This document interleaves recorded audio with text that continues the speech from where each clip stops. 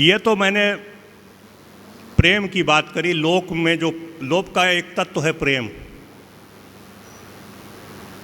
दूसरा तत्व है उसकी मर्यादा। और मर्यादा के लिए रामचरित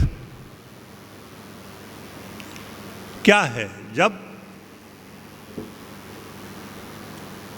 रघुवीर मधुपुर से निकलती हैं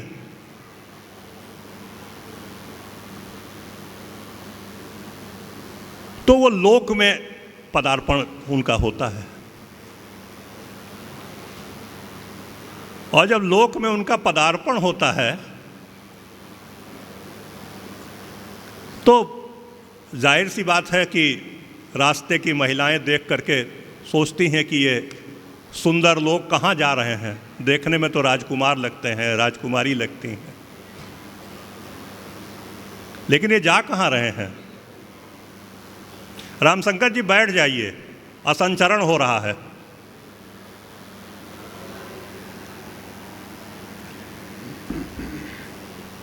तो वो पूछती हैं कि भाई ये कौन लोग हैं आपके? तो बहुत सुंदर गोस्वामी जी करते हैं, बहुत सुंदर। और स्त्री का शील और मर्यादा जो उसका अलंकरण है, उसका अवगुंठन है, सीता उसकी प्रतिमूर्ति है। और यही लोक मर्यादा भारतीय संस्कृति का मूल है। जब प्रसाद ने कहा नारी तुम केवल श्रद्धा हो, तो क्या कहते हैं? सुनि सुंदर वैन सुधारस साने, सयाने हैं जाने की जानी भली, तिरछे करी नयन दिसैन तिन्हें, समुझाई कछु मुस्काए चली, तुलसी तहि अवसर सोहे सबे, अवलोकनी लोचन लाहु अली, अनुराग तड़ाक में भानु उदय, बिगसी मनो मंजुल कंज कली। जब सीता से पूछा कि कौन है ये, तुम्हारे पति कौन है इसमें, तो सीता, हमारे यहाँ मर्यादा आती है, नाम लेने में मर्यादा है। ये लोक द्वारा निर्धारित मूल्य है। तो कहते कि हल्का सा उन्होंने आँख को तिरछा किया, उन्होंने पूछा, समझ तो गई कि ये क्या पूछना चाहती हैं, और सिर्फ उनकी तरफ देख करके और शर्मा गई, सकुचा गई। सखियों ने भी समझ लिया कि ये क्या कहना चाहती हैं, और सीता बिन कहे अपनी बात कह गई। और तुलसी को उपमा मिली कि सीता का मुख उस समय ऐसा लग रहा था जैसे प्रेम के सरोवर में सूर्य उदय हो गया हो। मानस में यही बिंब कुछ अलग तरीके का है। वहां कहते हैं तिन्हा ही बिलोकति धरनी, उनको देखने के बाद वो जमीन की तरफ देखने लगती हैं। भारतीय संस्कृति की लोक मर्यादा का इससे अनुपम उदाहरण मैंने आज तक नहीं पढ़ा। लोक यहाँ है,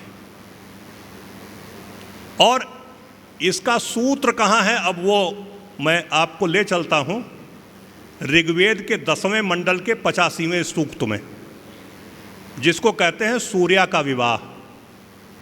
विवाह वो संस्था है जहाँ से परिवार की संकल्पना शुरू होती है, परिवार जैसी संस्था का जन्म होता है, और यही जो गृहस्थ जीवन है लोक का आधार है।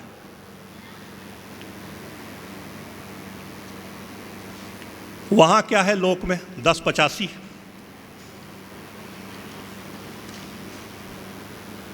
तो जब आजकल तो ऑपरेशन सिंदूर का दौर है नवाचार में, और बड़ी उसकी आलोचनाएं भी हो रही हैं, लेकिन ये जो हमारे यहाँ सिंदूर दान की प्रथा है, उस समय एक मंत्र पंडित जी पढ़ते हैं, पता नहीं उसका अर्थ लोगों को मालूम है कि नहीं, आचार्य चरण तो जानते होंगे। वो मंत्र है सुमंगालिरियम बधूरिमाम समेत पश्यत सौभाग्यमस्य दत्वा यास्तम विपरेतन। यानी सुमंगली है यह बधू, सौभाग्यवती हो रही है ये बधू, इसे मिलकर देखिए। वो जो बाद में महिलाएं क्या कहते हैं, मांग बहोरना कहते हैं ना, तो कहा इसे मिलकर देखिए,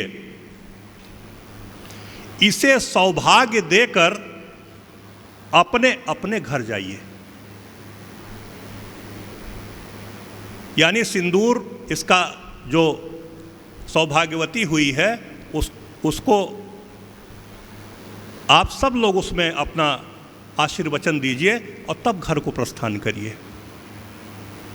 क्यों? इसके बाद क्या होता कहता है, हिंदी पढ़ता हूं केवल। ये ऋचा है 1085 की 36वीं ऋचा है, जिसमें वो कहते हैं सौभाग्य के लिए तुम्हारा हाथ पकड़ता हूं, मुझ पति के साथ बुढ़ापे तक रहो। भग, आर्यमा, सविता, पुरंधी ने तुम्हें मुझे दिया है,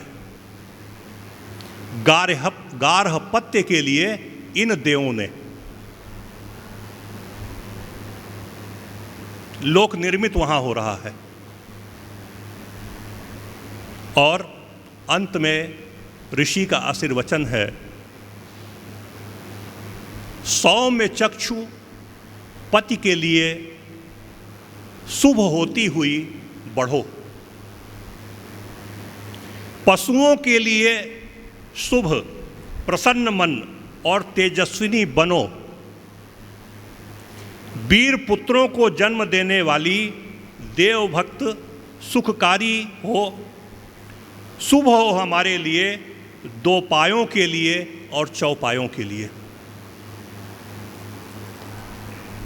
स्वस्ति वाचन में यतो यतः समीहसे ततो नो अभयं कुरु सन्नः कुरु प्रजाभ्यो अभयं नः पशुभ्यः। ये जो कल्याणकारी कामना है, ये लोक मंगल की कामना है।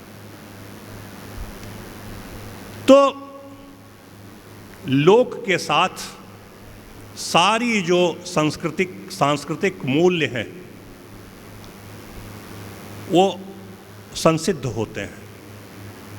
राम, कृष्ण या जो भी हमारी परंपरा है, वैदिक परंपरा है, श्रुति पथ जिसको कहते हैं, श्रुति पंथ जिसे कहते हैं, वो इसीलिए आज शाश्वत परंपरा है क्योंकि वह लोक से जुड़ के चली है। और अगर इनसे हम हट के चलते हैं तो वो उस संस्कृति का विनाश निश्चित करता है। इसलिए लोक के बिना कोई भी मर्यादा, कोई भी प्रेम, कोई भी समर्पण, कोई भी संस्कृति सौभाग्यवती नहीं हो सकती, शाश्वत नहीं हो सकती। बहुत धन्यवाद, बहुत आभार।